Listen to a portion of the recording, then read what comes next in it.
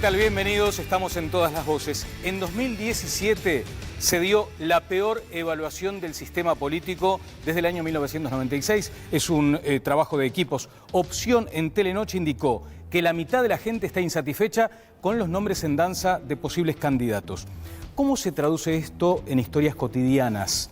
Y bueno, que en los ravioles del domingo, en el club de amigos, en el barrio, en la tertulia del boliche, no se habla de política, de ideas, no se habla de elogios o críticas al gobierno o la oposición. Se habla de que con su plata se van de vacaciones, compran regalos, pagan cuotas partidarias, colocan parientes, cenan en lugares caros y no pasa nada. Sí pasa. La gente está, como lo hemos dicho, cansada, está harta. ¿Quién pierde? La democracia. ¿Qué está haciendo el sistema para recuperar credibilidad y confianza?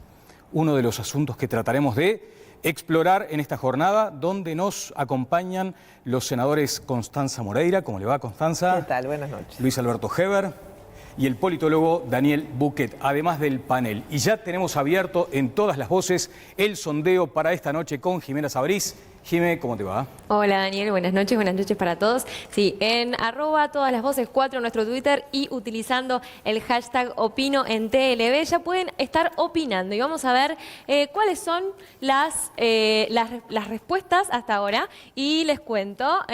Opino en TLV, ¿cuál es hoy su mayor preocupación? La gente dice que el 24% en sus casas el mayor preocupación es la educación. El 62% ocupa la inseguridad y el 14% el desempleo. Sigan mandándonos sus comentarios y sus preguntas, ¿por qué no?, al panel y a los invitados a Todas las Voces 4.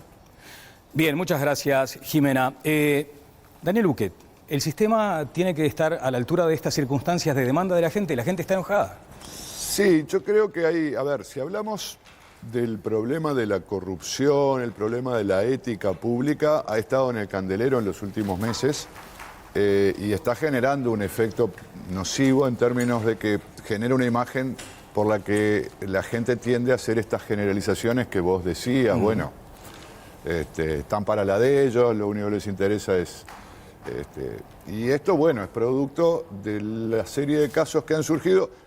Paradójicamente es producto de un incremento muy significativo de las transparencias, porque ahora sabes una cantidad de cosas que antes no se podían saber. Y el sistema político yo creo que no ha terminado de reaccionar. Hay intentos, los comités de ética partidaria, estas medidas disciplinarias que se van tomando, bueno, son intentos de reacción. No creo que hayan logrado todavía tener un impacto que revierta esta... forma de pensar que se va apoderando de la mayoría de la gente. ¿Y se perdió conexión, Constanza, con la gente? Bueno, el Uruguay debe seguir siendo de los países de América Latina donde mayor cercanía con los partidos políticos hay. Tampoco es que en América Latina la cercanía con los partidos políticos es gigante. Yo creo que a su escala el Uruguay está experimentando una transformación vertiginosa de su sistema de partidos. Vamos a una elección donde va a haber mucho más fragmentación del cuadro partidario, digamos el Partido Colorado, Novik, Unidad Popular, todo eso va a generar como un tercer espacio, va a estar el Frente Amplio. Yo creo que sigue siendo el partido más grande del sistema. No lo miro a Heber porque ya sé que se sonríe mientras yo digo esto. Después está el Partido Nacional, que es el gran contendor, y después hay un tercer espacio que agrupa malestares por izquierda y por derecha muy distintos. Pensar que hay un malestar, yo creo que es un error. Hay distintos malestares, hay una exhibición permanente del prestigio de los candidatos, se sabe más, como dice Daniel. Y el sistema político, bueno, busca hacer algunas cosas más o menos estructurales. La ley de financiamiento de partidos que aprobamos en el Senado es una buena cosa desde el punto de vista de la transparencia, el control de los dineros públicos y también de reducir nuestros propios gastos de campaña, especialmente por lo cara que sale de la televisión. Aprovecho y ya paso un aviso. El sistema político reacciona, pero el contexto ciudadano, a mí me parece que está muy bien que la gente proteste, exija, se movilice.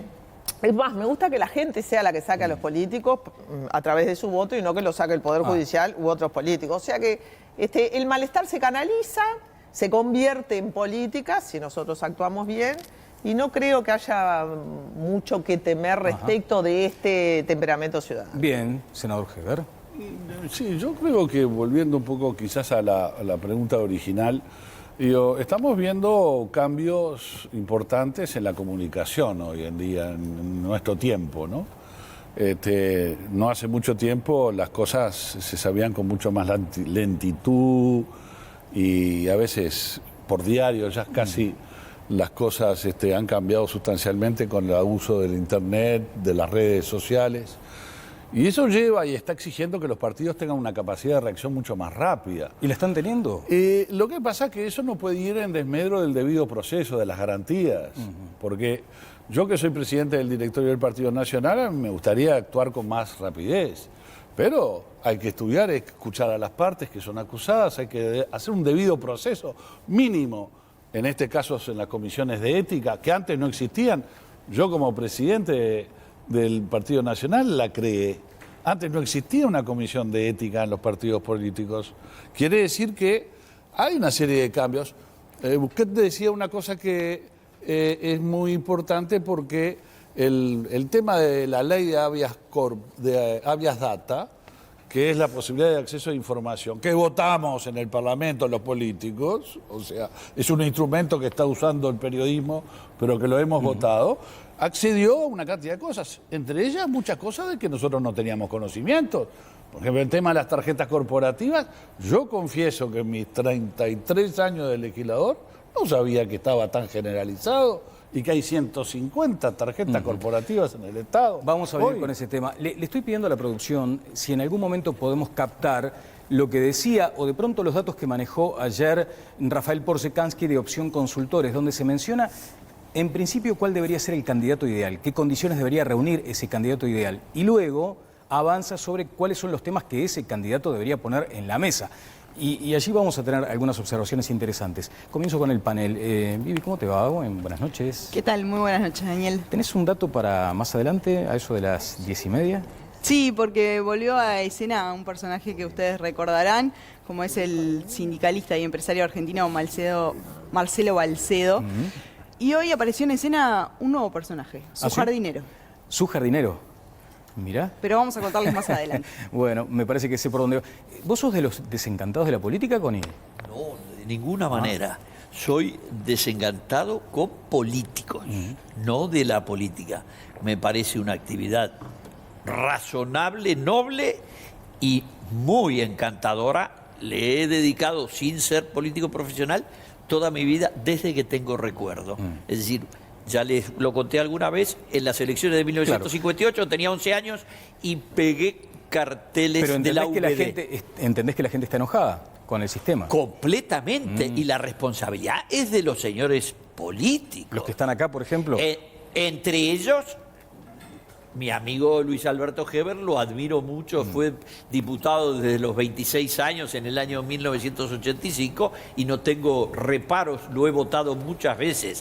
A Constanza me he peleado muchas veces por él, porque ella defiende todos los corruptos del Brasil en el Uruguay. Qué disparate. Qué disparate. Pero no es la primera vez que discutimos de esto. Primero que los corruptos, en Brasil hay corruptos en todos los partidos políticos, para empezar por pero su querido presidente tú defendés Temer. a los del PT.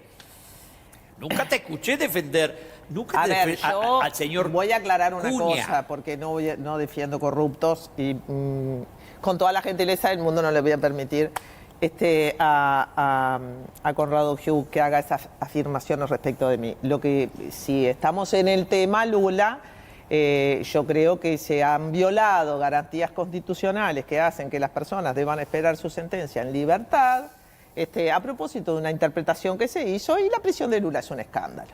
Es un escándalo político, el juicio de Lula es un escándalo jurídico. Yo puedo opinar sobre la justicia y sobre lo que me parecen las sentencias judiciales, siempre lo hacemos, eso no implica meterse en la justicia y menos en la justicia de otro país. Me parece escandaloso lo que está pasando en Brasil, absolutamente escandaloso, siendo que está, creo que de los 500 y pico de diputados que hay, deben haber 300 con procesos en curso por cuestiones de corrupción, y bueno, el principal responsable de haber hecho de haber sacado a Dilma, hoy está en prisión, que es Eduardo Cunha, pero Temer también tiene un proceso legal. Así que la justicia en Brasil funciona con varas muy distintas según quienes sean los que estén sometidos ¿comparte eso, a ese Heber? proceso. No, ¿cómo voy a compartir? Yo me anoté, traje en un papel, porque es tanto, y no solamente en Brasil, es en Ecuador, es un escándalo, hay presos. En Perú renunció el presidente. Y hay una línea que los une a todos, ¿no? Es la izquierda Odebrecht. Todos de izquierda y Presidente todos de Perú de izquierda. con Gerardo. Odebrecht. Kuczynski de To- izquierda. todo- ¿En la qué esquema?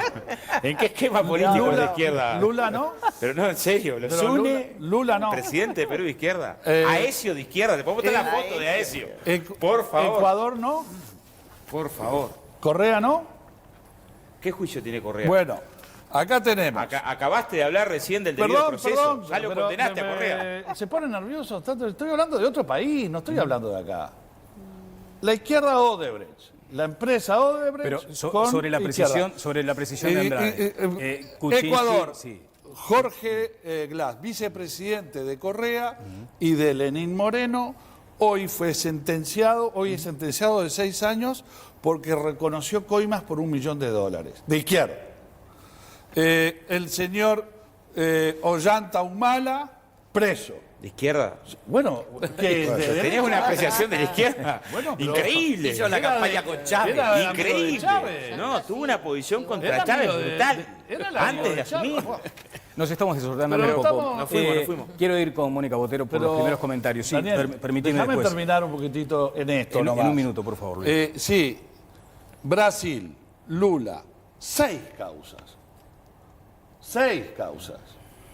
Las puedo enumerar a todas y después, Sí. para no llevarte, después las vamos a hablar de todas. No es una, son 6 causas de corrupción. Venezuela y Cuba, Odebrecht también, ¿no? Ahí no se sabe. Ni en Venezuela ni en Cuba, ahí no hay corrupción. Ahí en donde se puede denunciar y donde hay libertad. Ahí no hay periodismo. Ahí no hay periodismo. Por eso yo defiendo el sistema democrático. Porque si no hubiera sistema democrático no sabríamos nada de lo que está pasando. Gracias, senador Heber. Tengo algunos tweets a propósito de estos asuntos. Luego quiero ir con Mónica Botero, por favor, y con Óscar Andrade. Decime, Jimena. Sí, ahora te leo los tweets, que la gente sigue opinando y se está expresando en las redes sociales. Les comentamos, Nelson dice, acerca del sondeo que les estábamos comentando anteriormente sobre qué es lo que le preocupa a la gente. Nelson, no puedo creer que la opinión ponga la seguridad por encima de la educación. Educación es lo más difícil de arreglar y lo que demora más en dar frutos. Hay que empezar a arreglarla ya. Marcelo opina, evidentemente no solo al Partido Nacional le gustaría que el propio sistema político reaccione en forma más rápida, a la población entera también. Y por último, Martín, la urgencia sin duda es la inseguridad por los últimos hechos. Sin embargo, con una educación digna, el desempleo sería muy bajo y la inseguridad también. Sigan mandándonos sus mensajes, @todas-las-voces4. Muchas gracias, Jimena. Mónica. Yo coincido con el diagnóstico de la senadora Moreira. Yo admiro mucho su trabajo como politóloga desde hace años, primero en temas de género y después en otros temas generales. Ese diagnóstico que ella dio al principio, no estoy hablando de Brasil, estoy hablando del diagnóstico inicial, coincido totalmente. Justo me había hecho un punteo pensando, ¿quiénes como generación, ¿no? Yo soy de la generación del senador Heber, un poquito más chica, pero no mucho. No. Yo cubrí tu primera legislatura como periodista parlamentaria, así que imagínate. Pensé como generación, los que estuvimos en la salida democrática desde distintos lugares, qué responsabilidad tenemos, y estuve pensando en eso. Los dirigentes políticos y la clase política de antes, que creían que podían manejarse con discrecionalidad en un montón de temas y que menospreciaron algunos reclamos de gente que estaba en la vereda de enfrente, de gente más joven, de reclamos que hoy están muy en el tapete, como por ejemplo los nuevos derechos. Quizá no era el momento histórico, pero hay una responsabilidad, no solamente en el manejo discrecional de los bienes públicos, sino también en ese otro aspecto.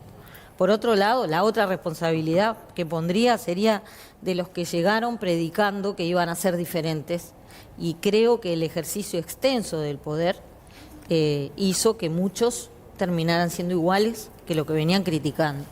Tercero, ese gran desencanto que coincidíamos con la senadora Moreira, que generan espacios que son desencantos por izquierda y por derecha, generan el riesgo y por lo menos en mí, el temor, y creo que en muchos más, del advenimiento de los populistas y de los profetas. Esos que dicen que vienen de fuera de la política y que ellos van a ser diferentes. Cargada de política. Y que la historia nos ha mostrado que quizá no son tan así. Ajá. Bueno, me está pidiendo lo la dejo por palabra acá. Conrado, más adelante seguimos y está también Boca Andrade. A ver. En realidad arrancó picado la discusión.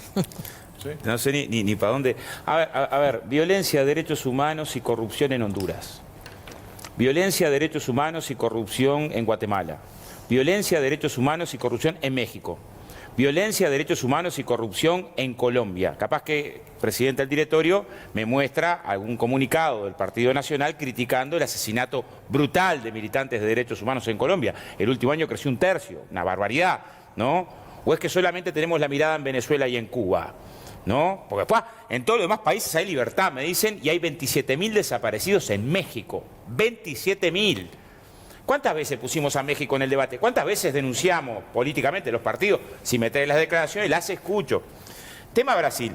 Luigi Ferrajoli es uno de los juristas más prestigiosos del mundo en tema del derecho garantista. Yo, de derecho penal, poco y nada, este hombre filósofo hizo una carta abierta sobre el proceso de Brasil.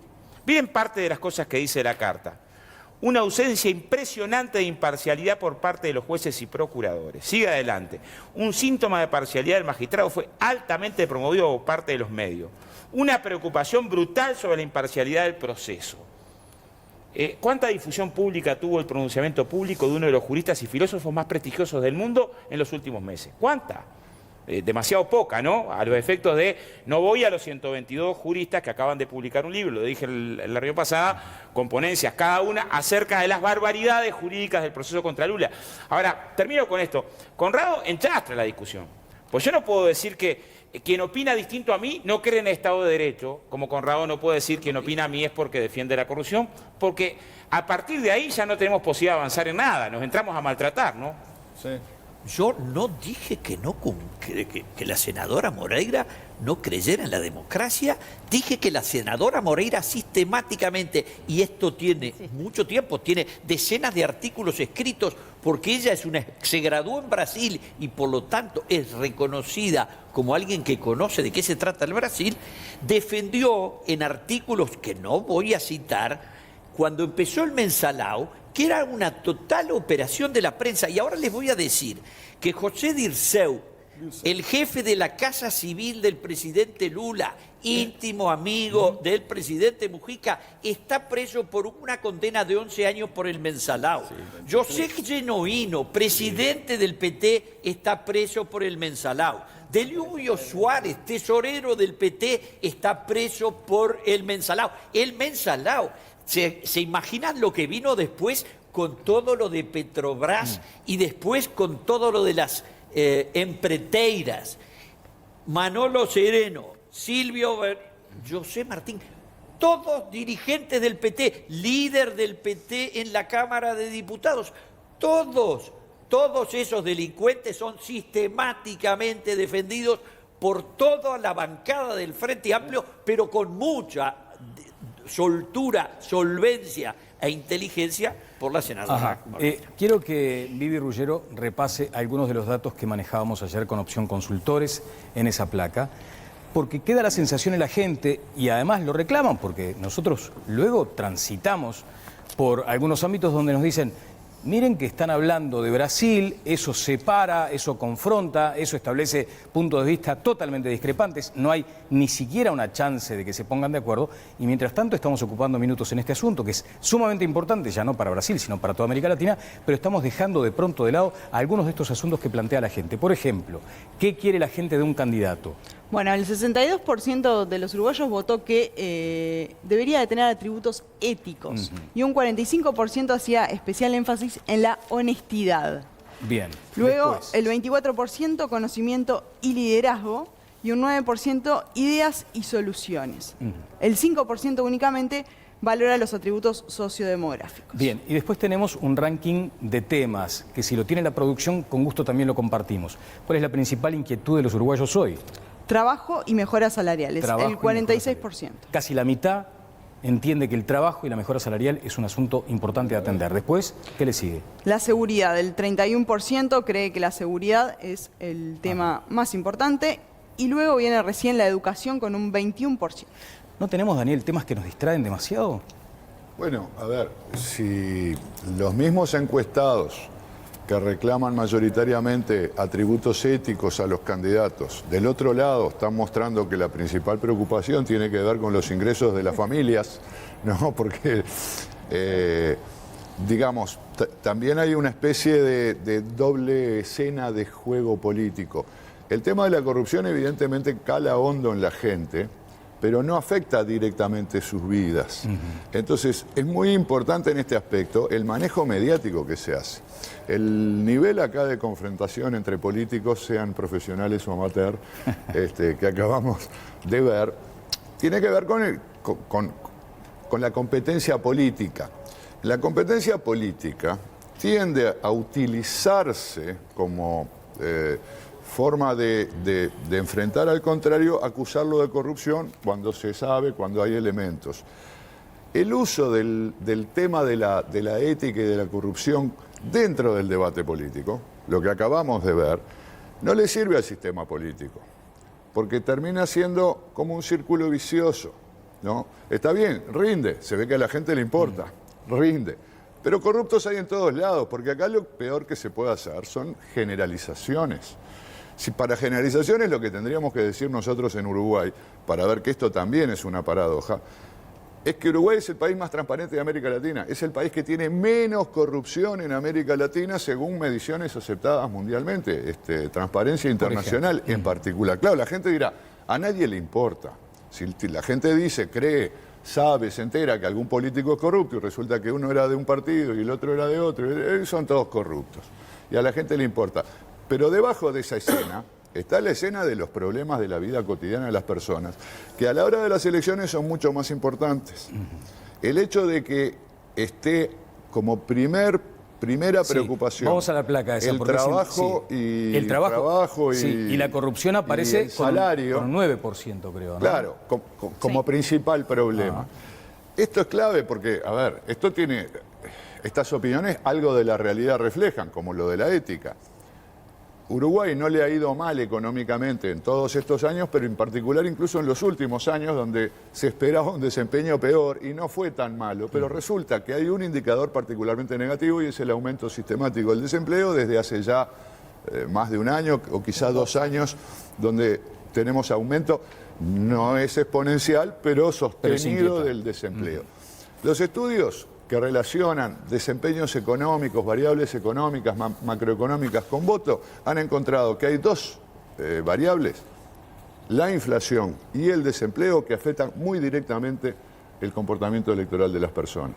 Entonces, es central este tema, es central en un año donde hay déficit fiscal, donde hay, creo que récord de negociaciones colectivas donde los trabajadores organizados quieren aumentar sus salarios, pero cuando hay más desempleo, acá hay un trade-off económico entre salario y empleo. Entonces, este es el tema sustantivo. Yo no le quiero quitar importancia a la ética porque la tiene.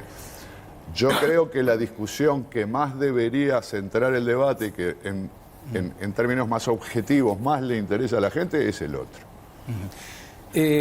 Acá, a propósito de encuestas, el presidente se pronunció hace algunos días, dice que no le cree a las encuestas. Y se da otra lógica. Primero, ¿un comentario sobre eso, Daniel? Ningún político cree en las encuestas que le dan mal y todos los políticos creen en las encuestas que le dan bien. Yo qué sé. A ver, ¿qué decía el presidente Vázquez? ¿Lo tenemos ahí? No creo en las encuestas. No creo. En las encuestas políticas, porque a lo largo y ancho del mundo han demostrado siempre, o casi siempre, mejor dicho, que han fracasado. Fíjese en el Brexit, en la Unión Europea. Fíjese en Estados Unidos cuando se decía que ganaba la señora Hillary Clinton. Fíjese en tantos otros lados donde hubo fallos estrepitosos de las encuestas. ¿Por qué? Porque es un tema muy subjetivo. Bueno, dice Bouquet que a los políticos no les gustan aquellas encuestas que les dan mal. Por ejemplo, esta, ¿acaso? Que revela la desaprobación de un amplio sector de la población, de acuerdo a estos números, sobre la gestión de gobierno. A ver, vayamos a ver directamente esas cifras que se conocieron también recientemente. Las tenemos allí. Aprueba la gestión de gobierno, esto es lo que señala cifra, un 27%, según equipos un 25%, aprueba lo que está haciendo el gobierno actualmente. No opina y no aprueba ni desaprueba un 23% según cifra, un 26% según equipos. Y aquí viene la parte más crítica, digamos, de los números. Desaprueba, según cifra, un 50% y según equipos un 48%. Y allí se vuelve a dar una situación cruzada. Se dice por parte de la oposición que el gobierno se quedó sin agenda, sin iniciativa, y se dice de parte del gobierno que la oposición no plantea alternativas. Senador. A ver, para decirlo de forma muy simple, hay unos datos contradictorios que habría que analizar un poquito mejor, porque a Factum le está dando que el gobierno, luego de pasado a Fersendik, recuperó su intención de voto y salió de la franja del 31 y pasó al 36. Estos son los datos. Parece razonable, pero en otras encuestas, y ese es el tema de las encuestas, eso cae y aumenta el número de indecisos, en el caso de equipos y de cifra. Entonces, y es verdad de alguna manera que en escenarios muy cerrados, imaginemos Scioli y Macri, las encuestas no son suficientemente finas como para acertarle. Lo mismo pasó con el Brexit, lo mismo pasó con el referéndum en Colombia sobre la paz. ¿Qué diría yo? Así, de brocha gorda. El gobierno tiene una súper agenda muy apretada desde los cincuentones, la reforma de la caja militar, el último presupuesto, ¿no? La última rendición de cuentas, que implica todo lo que haya que gastar, hay que incorporarlo en la rendición de cuentas ahora. El tema de los deudores del banco hipotecario. Digo cosas grandes que incluso en algún diálogo con la oposición le parece bien atender la situación de los deudores del banco hipotecario, los cincuentones, pero no se puede después decir bajen el costo del Estado, por favor, porque no. Este es un paquete y una agenda de reformas importantes. Ajá. No tocó y que trabajo, hay que sí, por procesarla. ejemplo. No tocó el tema del trabajo, no tocó el tema bueno, porque el tema del trabajo, por más que hayan políticas activas de empleo por parte del gobierno, es la dinámica económica, y tiene razón Daniel. Si aparece el tema trabajo, yo diría que en general en las preocupaciones normales de la gente, los temas materiales, el ingreso, el trabajo, siempre son centrales. Cuando aparecen otros temas como la seguridad pública, ni que hablar de la corrupción, es porque hay una agenda material que está mínimamente cubierta, entonces nos empezamos a preocupar por cosas más inmateriales, entre comillas. Pero lo primero que importó en América Latina siempre fue la inflación y el desempleo, es la marca de los 90 y la marca de los 2000. Ya en los 2010 aparece el tema de la seguridad pública. Ahora parece que la seguridad pública está cayendo en relación a trabajo, porque es lógico. Baja la preocupación por el tema de la seguridad cuando lo que importa es. Bueno, pero el gobierno tiene agenda y la oposición no. ¿Va a esa lógica? La oposición no precisa tener agenda. ¿Cómo es eso? Salvo para las elecciones. La oposición lo que le hace es oposición al gobierno. Gracias. Vamos a poder hablar la oposición en un momento. Ay, por favor.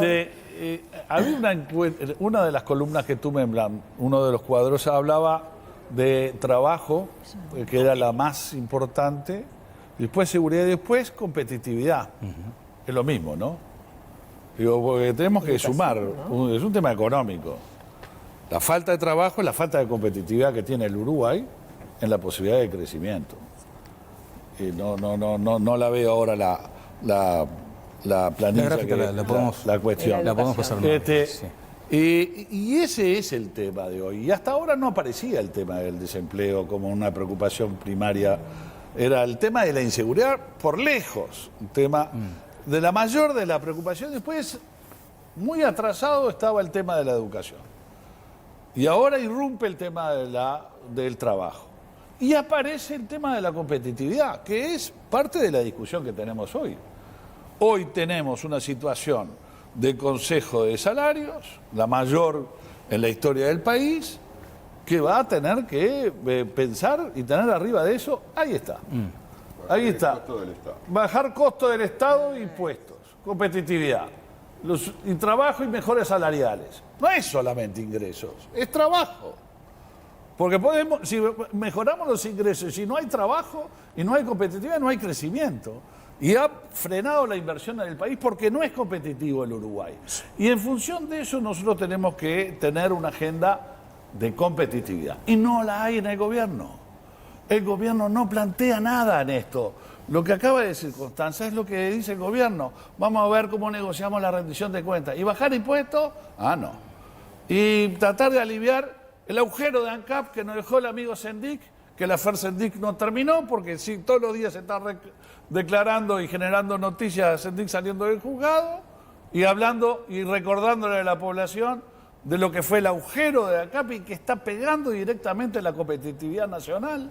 Los otros días votamos un proyecto de reparto de lo que es el fondo energético de la UTE, para que el señor amigo Astori se lleve 173 millones de dólares a rentas generales, de 300 millones de dólares que ahorraron los uruguayos, y no hay un peso que se baje de la tarifa de UTE. Y la gente no puede más con la tarifa de UTE. Tenemos la energía más cara de la región y del continente, Daniel. Y eso no está arriba de la mesa. O sea, no está el tema de la competitividad, que es hablar de trabajo, Daniel.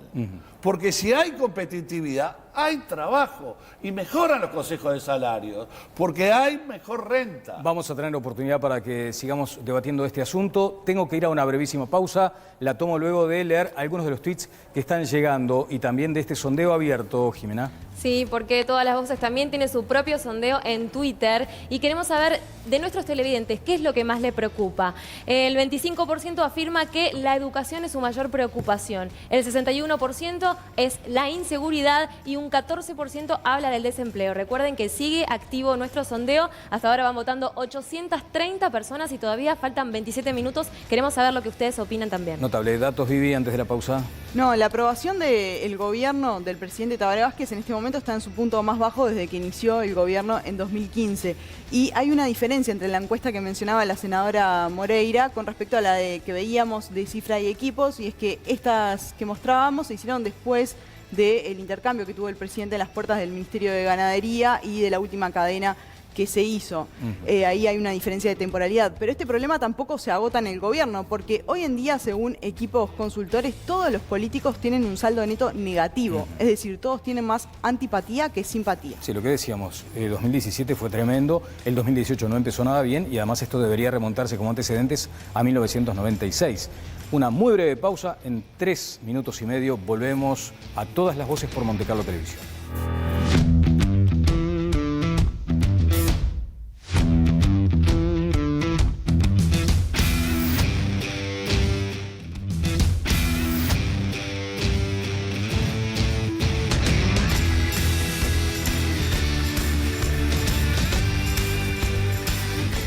Seguimos aquí en Todas las Voces por Montecarlo Televisión. Algunas cuestiones importantes. El caso del jardinero de Balsedo. Exacto, ustedes recordarán a Marcelo Balsedo, el sindicalista y empresario argentino que fue detenido en su mansión en Playa Verde y ahora está en prisión, al igual que su esposa Paola Fiege.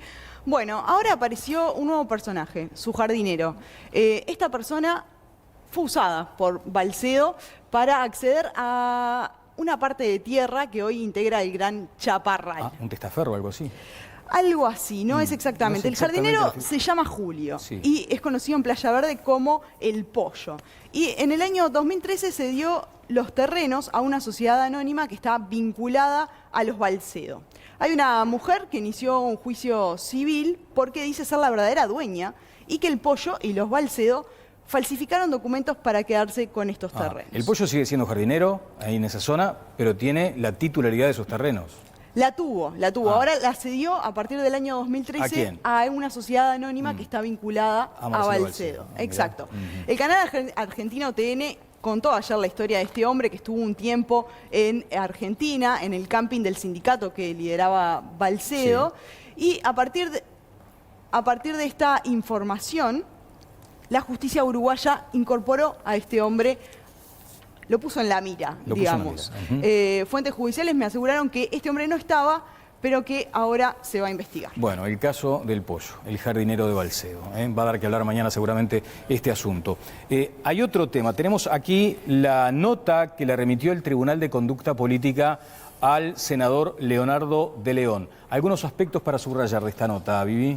Sí, es una nota que le envía días después de conocer el informe de la JUTEP con respecto al uso que hizo de sus tarjetas corporativas. El Tribunal de Conducta Política del Frente Amplio decidió tomar este tema de oficio y eso es lo que le comunica en esta nota el Frente Amplio al senador Leonardo de León. Que hay una precisión importante, no lo convoca a que acuda, sino que presente documentación. Por escrito, sí, le dice, bueno, nosotros tenemos las conclusiones de la Junta de Transparencia, también escuchamos sus declaraciones, su defensa ante este informe y lo que le proponemos es que, presente su descargo por escrito. Bien, y tengo la información de que lo va a presentar y que además entiende que este tema está en la justicia y si lo llaman, irá. Querías hacer, Daniel, una precisión respecto a los niveles de aprobación del gobierno. Exactamente, porque al cierre del bloque anterior, ella mencionó que las encuestas de equipos y de cifras se habían hecho posteriormente a este incidente que ocurrió con del Vázquez. Colono, el Colono y Vázquez. Del Colono. Entonces yo creo que hay una caída, más allá de la magnitud, es razonable que haya una caída de la aprobación del gobierno, pero que combine elementos estructurales y coyunturales. Podría haber una tendencia a la caída, aunque como decía Constanza, la aprobación del gobierno había tenido una remontada en el año anterior, tal vez después de que la FER Sendic, de la renuncia de Sendic al menos, había tenido una remontada. Luego había caído levemente y parecería que hubo una abrupta caída en mediciones hechas en el mes de febrero. Entonces, ahí puede estarse combinando la preocupación, que yo creo que es el componente principal, por el aumento del desempleo, el impacto que está teniendo el aumento del desempleo en el aumento de la desaprobación, pero tal vez haya un componente coyuntural, porque tal vez a Vázquez y al gobierno no le haya ido bien con ese asunto. No me refiero a los autoconvocados en general y su aparición pública, sino esa confrontación callejera que luego apareciera publicado en Presidencia. Lo de la cadena también lastimó bastante. Lo de la cadena tal vez, es decir, ¿por qué lo quiero aclarar? Porque el gobierno puede estar enfrentándose a un problema de aprobación por el mal desempeño, por lo menos de un indicador que sería el desempleo, pero puede tener caídas, golpes, por razones coyunturales, por una mala jugada en materia de comunicación, y eso es remontable. Ajá. Querías hacer un comentario sobre el concepto. ¿Cómo, senador? Si sigue metiendo la pata, puede empeorar. Lo que el senador Heber dice es que no es una FER simplemente, sino que es mucho más complejo.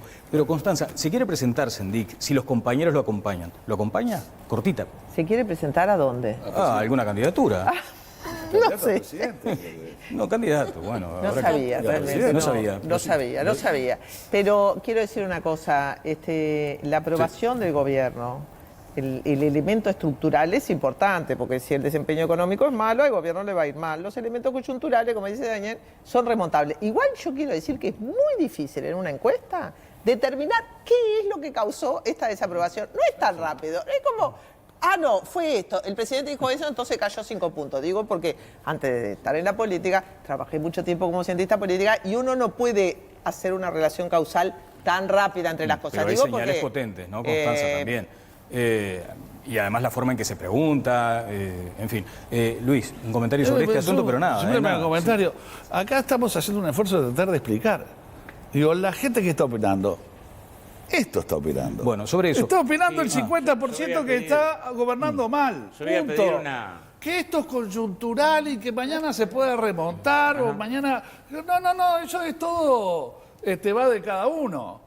La opinión, la foto de hoy de esta realidad es que el 50% de la gente es la peor medición que hay de un gobierno del Frente Amplio. Sí, yo voy a pedir ahí a la producción una placa que le pasé hoy. Sintonicé con Constanza sin conversar, no conversamos muy previo.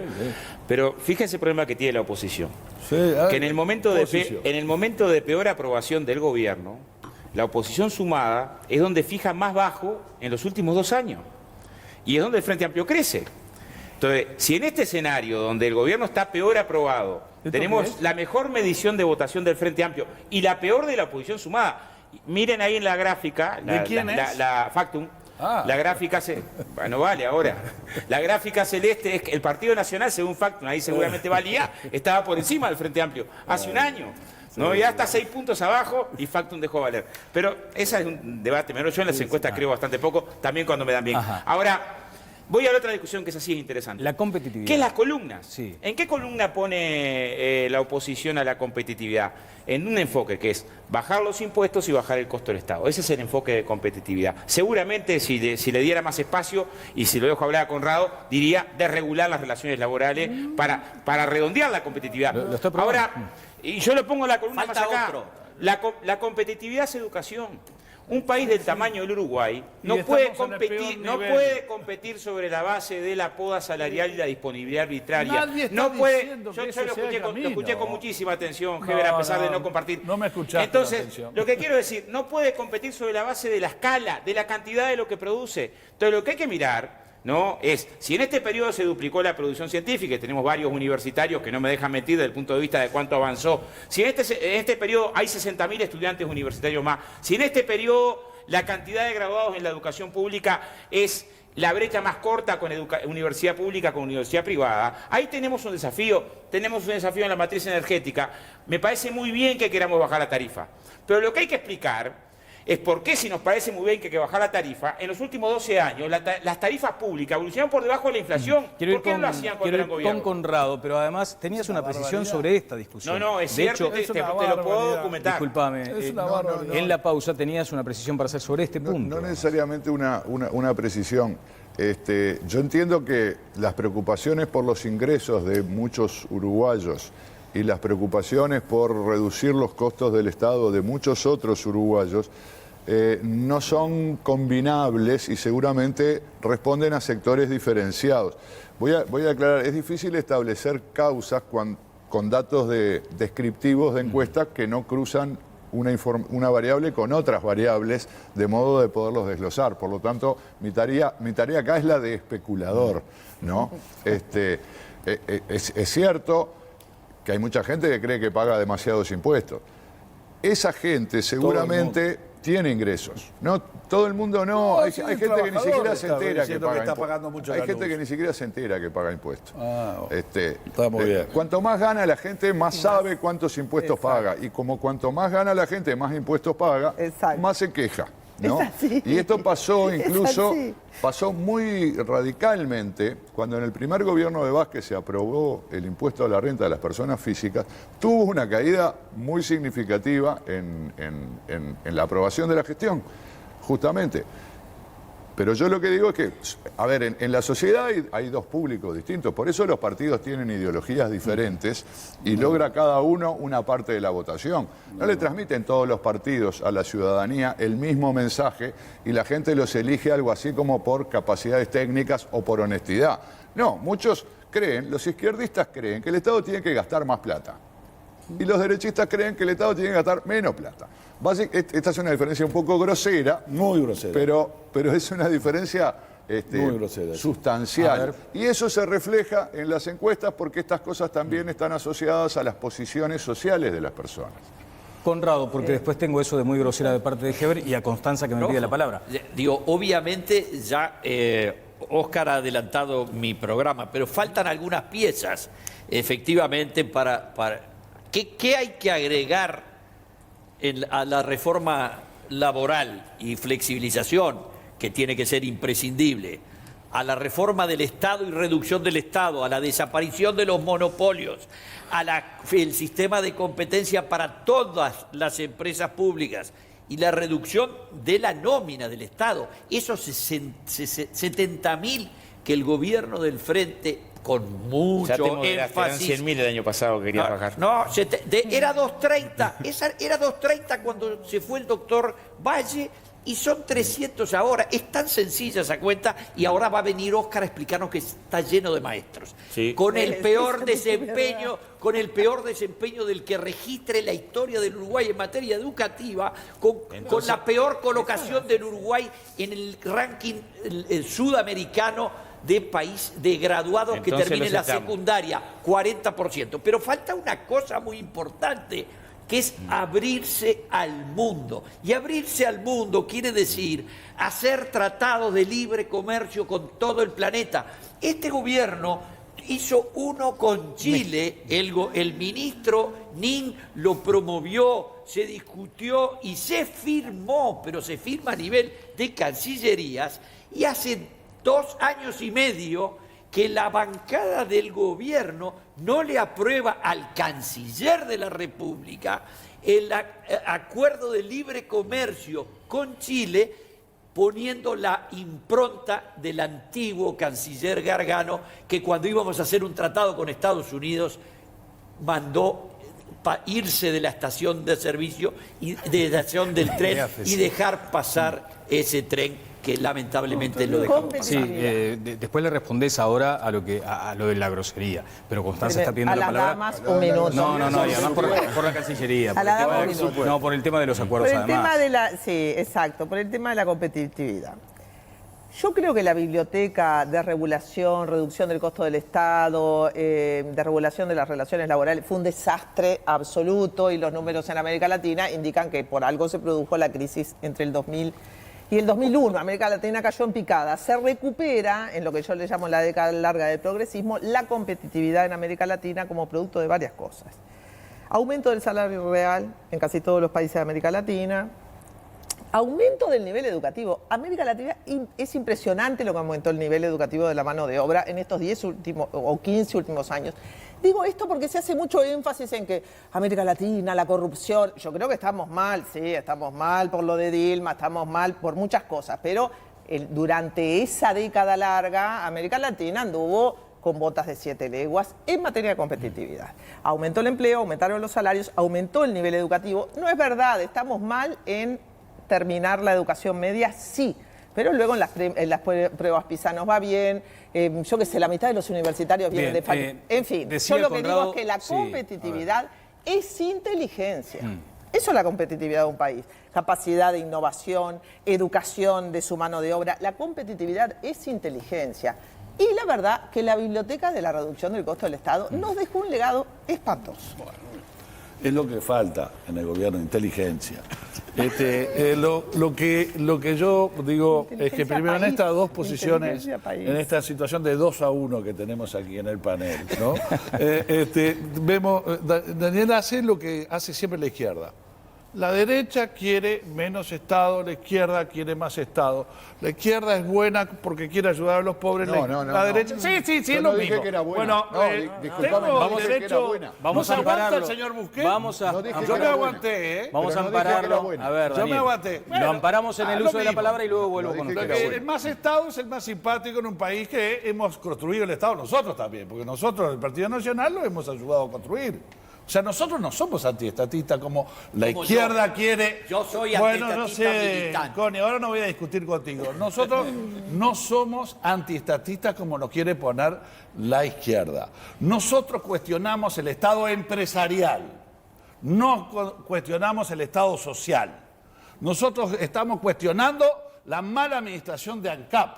Nosotros estamos cuestionando que ANCAP haga whisky. Nosotros cuestionamos que ANCAP haga perfume.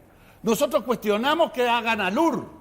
Nosotros cuestionamos la aventura empresarial de unos señores que se creen empresarios y son burócratas de cosas y nos gastan la plata a los uruguayos. Y después tiene que salir la UTE a tapar ese agujero. Y lo pagamos en la tarifa. Y lo paga, tú que decís que no le importa a la gente de los impuestos, la paga el trabajador, que paga una luz cara, no el colgado. El trabajador, el que se levanta todas las mañanas y que vuelve a las 9, 10 de la noche, y todos sabemos que a veces no puede pagar la luz, porque está cara para consumir. Y aquel comerciante pequeño que pone un kiosco y le cobran un fangote por la tarifa de comercial. Ese es el Estado que yo cuestiono, no el Estado social, porque acá siempre se quiere dividir las aguas, buenos y malos, derecha e izquierda, quienes están con el Estado y quienes están contra el Estado, y no es verdad. Yo cuestiono el Sí, Estado empresarial. Permitime simplemente por una aclaración, a ver. Dos cosas. Si acá estamos 2 contra 1, será Dos por contra uno. el título. No por el Tendría partido. que haber otro más. Yo no pertenezco a ningún partido político. No, La no distinción que yo hice entre izquierda y derecha no incluye que una sea buena y otra sea mala. Las dos hacen cosas malas. La distinción entre izquierdas y derechas, que tiene muchas dimensiones, se centra en una dimensión principal que es Estado mercado. Esto no es uruguayo, esto es del mundo. Esto funciona así. Más allá de cómo admitan o no algunos la identificación con los rótulos. Las izquierdas gastan más de lo que pueden gastar. Lo dijo Margaret Thatcher. Dice, a los gobiernos de izquierda les va bien hasta que se les termina nuestro dinero. Dijo, eso fue lo que dijo Margaret Thatcher. Y esto es verdad.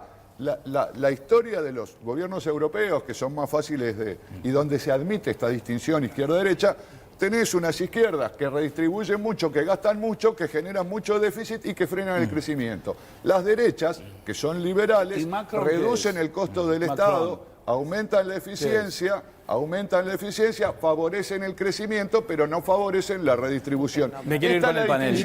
Ninguna es buena, ninguna es mala desde el punto de vista de la Gracias, ciencia Daniel. política. Muchas gracias, Daniel. Sí, Jimena. A ver. Sí, Daniel.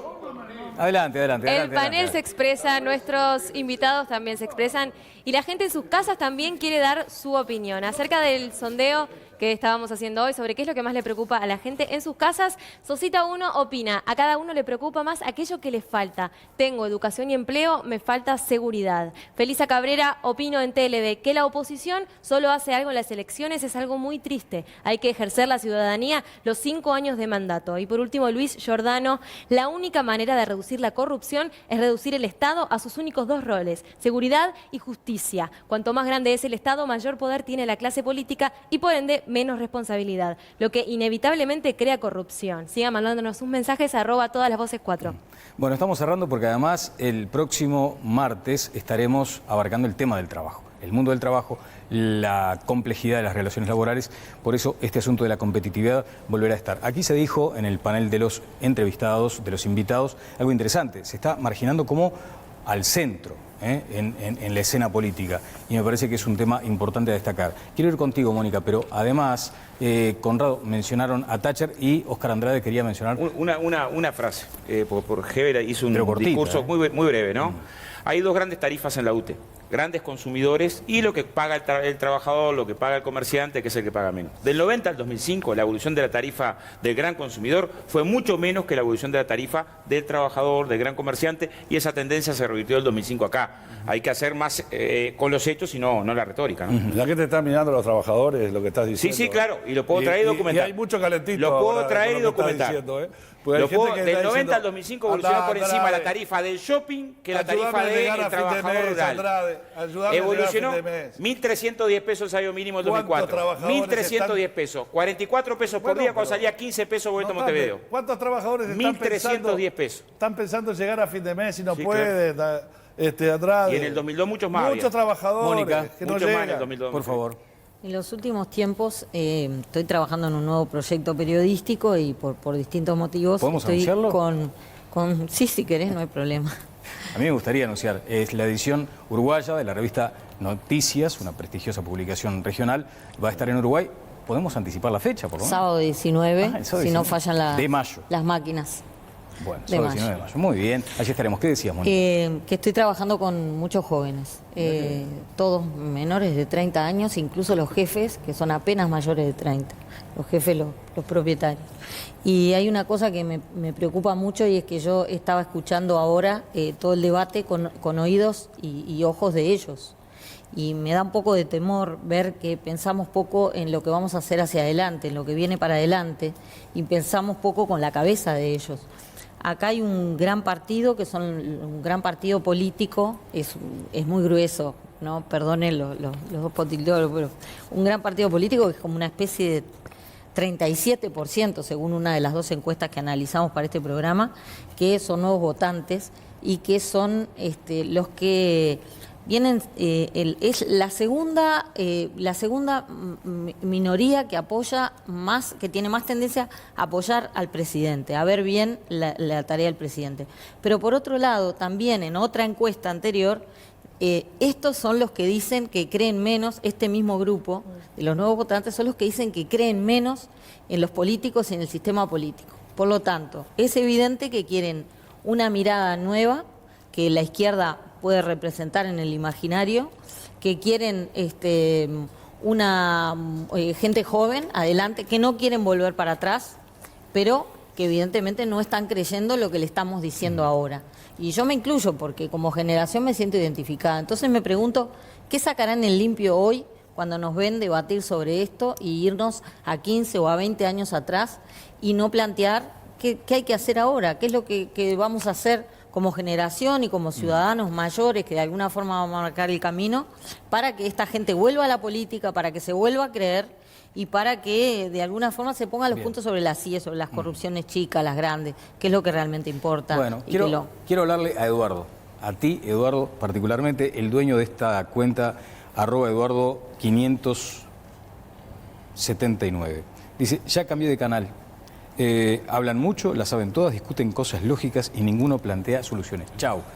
Quédate un rato más porque te vas a dar cuenta que, además, por lo menos la experiencia que tuvimos en el ciclo anterior es que se plantean soluciones también. Así que quédate un ratito, tenernos paciencia. Pero es verdad que, como dice Mónica, muchas veces se distrae la discusión hacia cuestiones que ya son difícilmente solucionables. Conrado, último comentario. Estadística. Sí. Las cohortes en el Uruguay son de 45.000 jóvenes. Los que cumplen 18 años todos los años son 45.000. Cuando tenemos entre dos elecciones los nuevos inscriptos, la hipótesis de todos inscriptos son 220.000.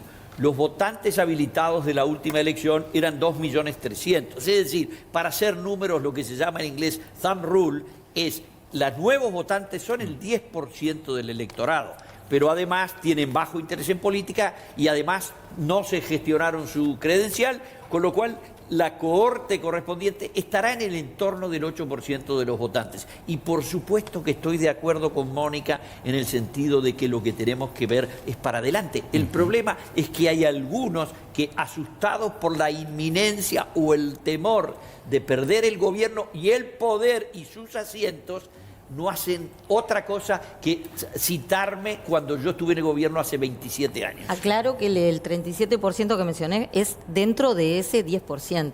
Digamos, el 37% de los nuevos votantes. Lo expresé mal. Lo expresé mal. Liberalismo. Bueno, muchas gracias, senador. Muy amable. Senadora, como siempre. Muchísimas gracias, Daniel. Siempre es un privilegio contar con tu opinión. Y al panel. Nos vamos a ver que te quedaste con ganas, pero mira que. Mira, el programa que viene vas a tener trabajo. Así nomás te lo digo. Vamos a hablar de las negociaciones que están muy complicadas en algunos sectores. Eso será el próximo martes aquí en Todas las Voces. Que pasen todos muy bien.